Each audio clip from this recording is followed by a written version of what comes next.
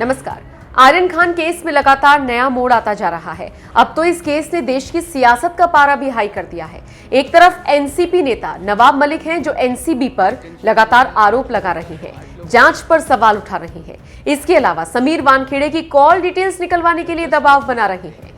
नवाब मलिक ने बाकायदा एक प्रेस कॉन्फ्रेंस कर आर्यन खान केस पर ही सवाल उठाए हैं। नवाब मलिक ने अपनी प्रेस कॉन्फ्रेंस में क्या कुछ कहा, यह आपको विस्तार से आगे बताएंगे, लेकिन उन आरोपों पर एनसीबी के अधिकारियों ने प्रेस कॉन्फ्रेंस कर क्या सफाई दी है, ये आपको बताते हैं। एनसीबी के डिप्टी डीजी ज्ञानेश्वर सिंह ने इन आरोपों को खारिज करते हुए इन्हें निराधार बताया और कहा, हम बिना भेदभाव के काम करते हैं। डिप्टी डीजी ज्ञानेश्वर सिंह ने कहा, रेड वाले दिन 14 लोगों को एनसीबी के दफ्तर लाया गया, नोटिस जारी किए गए थे और उनसे पूछताछ की गई। सबूतों के अभाव के चलते 6 लोगों को छोड़ दिया गया और 8 लोगों को गिरफ्तार किया गया। एनसीबी अधिकारी ने कहा कि सभी आरोप निराधार, बेबुनियाद और दुर्भावनापूर्ण है। स्वापक नियंत्रण ब्यूरो एक निष्पक्ष ऑर्गेनाइजेशन है जो कि इस देश को नशा मुक्त बनाने के लिए एक असाधारण से चुनौती का सामना कर रहा है। हम लोग एनसीबी में पब्लिक सोर्सेस से पाई गई सूचना के आधार पर और अपनी इंटेलिजेंस पे और सर्वेलेंस मेथड्स के आधार पे जो सूचना मिलती है उसके आधार पर कार्य करते हैं। एक स्पेसिफिक इंफॉर्मेशन के आधार पर international cruise terminal green gate में कॉर्डेला क्रूज शिप पर 2 तारीख को रेड की गई और 8 लोगों को कई तरह के ड्रग्स के साथ, जिसमें कोकेन, मेफेड्रॉन, चरस, हाइड्रोपोनिक वीड और एमडीए शामिल था, के साथ गिरफ्तार किया गया। इनके पास से 1,33,000 रुपए भी बरामद हुए। विधि द्वारा स्थापित प्रक्रिया के तहत स्वापक नियंत्रण ब्यूरो को 2 स्वतंत्र गवाह भी अपनी प्रक्रिया में शामिल करने होते हैं। चूंकि ये सारे ऑपरेशन वास्तविक समय के आधार पर होते हैं, तो इन इंडिपेंडेंट विटनेसेस का फील्ड वेरिफिकेशन और इनके बारे में जानकारी इकट्ठा करना मुश्किल होता है, क्योंकि उस समय हमारा मुख्य उद्देश्य ड्रग की रिकवरी और ऑपरेशन पर होता है। कुल 9 स्वतंत्र गवाह इसमें शामिल हुए, जिसमें मनीष भानुशाली और केपी गोस्वामी भी थे। मैं यहाँ दोहराना चाहूँगा कि इन सभी 9 गवाहों को 2 तारीख के ऑपरेशन के पहले एनसीबी नहीं जानती थी।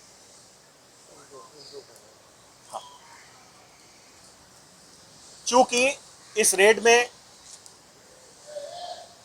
जो लोग गिरफ्तार हुए थे, उसके बाद उनकी सेफ्टी को ध्यान में रखते हुए काफ़ी भीड़ जो कि इकट्ठा हो गई थी, तमाम सारे कैमरे थे, उसको ध्यान में रखते हुए इनको एनसीबी ऑफिस में लाया गया।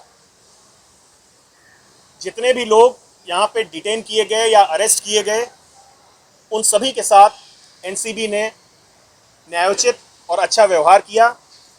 यहाँ तक कि उनके पक्ष के वकील ने भी एनसीबी के ऑफिसर्स में अपना विश्वास जाहिर किया है और ये कोर्ट रूम की में दर्ज है।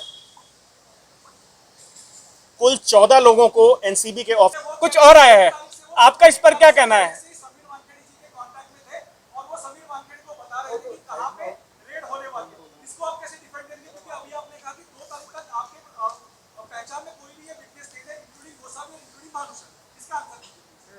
आपने जो क्वेश्चन पूछा है,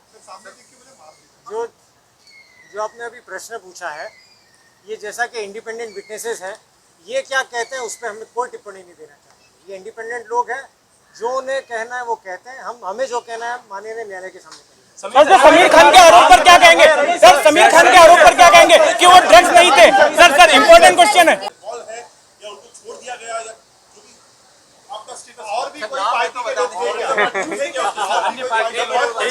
देखिए, पहली चीज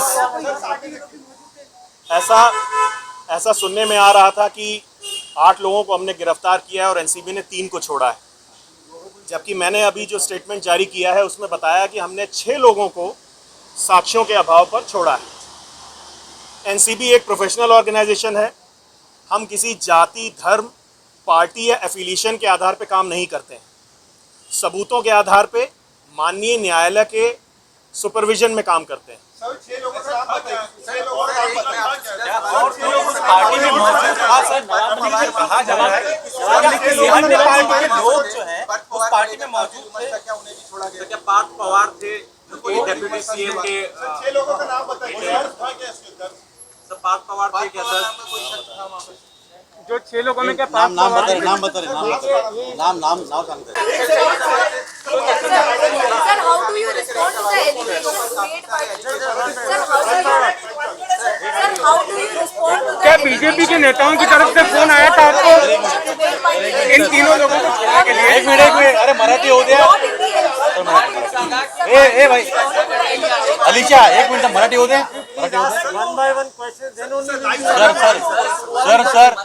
सर लाईव्ह चालू आहे मराठी हो दे वन बाय वन देना वन बाय वन सर पहिले मराठीत बोला मग कंप्लीट करा प्लीज नहीं 2 मिनट थांबा ना।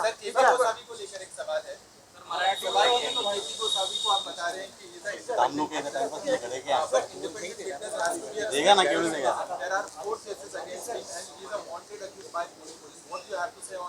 And also Malik in today's press conference has said he has given 2 addresses. One is from Thane and second is from Navi Mumbai. What do you have to say on this, sir? Sir, Hindi में बोलिए. हाँ sir Hindi में बोलिए चलेगा. ये बात यहीं से साबित हो जाती है कि वो इंडिपेंडेंट विटनेस है, क्योंकि जो भी विटनेस हमें बताएगा हम उसको वैसे ही रिकॉर्ड करते हैं। इस ऑपरेशन में जो 2 पंचनामे जिनका जिक्र आप कर रहे हैं वो अलग अलग स्थान पे बने हैं, तो जो भी हमारे गवाह ने एड्रेस बताया वो उस पर अंकित किया गया है। इसी वजह से वो 2 अलग अलग तरीके से और अलग अलग समय पे बने।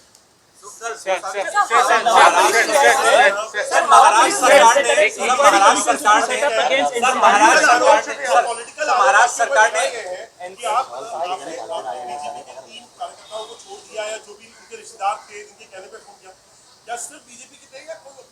on you and your team and to look into each and every raids or seizures that you have done in past 1 year. Is it going to be difficult? It is going to be difficult for NCB federal agency working in Maharashtra. Is Maharashtra government going? Has it become Maharashtra government versus NCB now? Sir Hindi में And will you be giving your phone if at all Mumbai police ask you? हम अपना काम पूरी मेहनत से, पूरी निष्ठा से और ईमानदारी से कर रहे हैं। इस बात का मुझे विश्वास है कि एनसीबी जोनल यूनिट मुंबई में सभी लोग अच्छा काम कर रहे हैं और उसका सबूत पिछले 1 साल में हुए गए ड्रग सीजर्स और इस चैलेंज को किस तरीके से हम लोगों ने लिया है, आप सब उसके साक्षी हैं। बाकी और लोग क्या कह रहे हैं उस पर मैं कोई कमेंट नहीं करना चाहूँगा। नवाब मलिक के दामाद हैं समीर खान, उन्होंने कुछ और आया है, आपका इस पर क्या कहना है?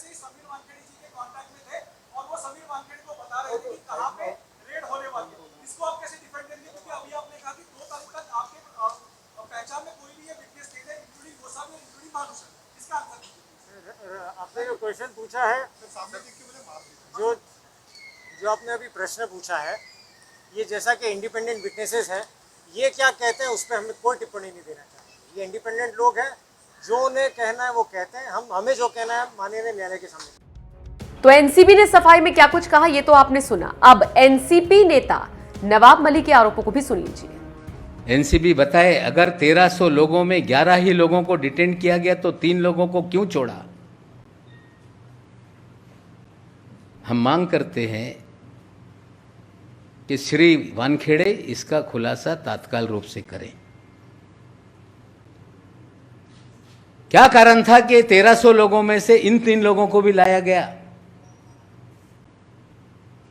और क्या जांच पूरी हो गई कि 3 लोगों को छोड़ दिया गया? पूरी जांच का जो है व्हाट्सएप चैट के ऊपर जांच आगे बढ़ रही है। क्या यह 3 लोगों के फ़ोन लिए उन्होंने देखा? ये सारा जो भी क्रूज का छापेमारी का काम है ये पूरी तरह से फर्जीवाड़ा है। प्लान किया गया कुछ सेलिब्रिटीज़ को बुलाने का, प्लान किया गया खबरें बनाने का, और प्लान करके ही लोगों को फंसाया गया है, ये सच्चाई है। वो अपना न्यायालय में निर्दोष हैं कि गुनहगार है सिद्ध करेंगे।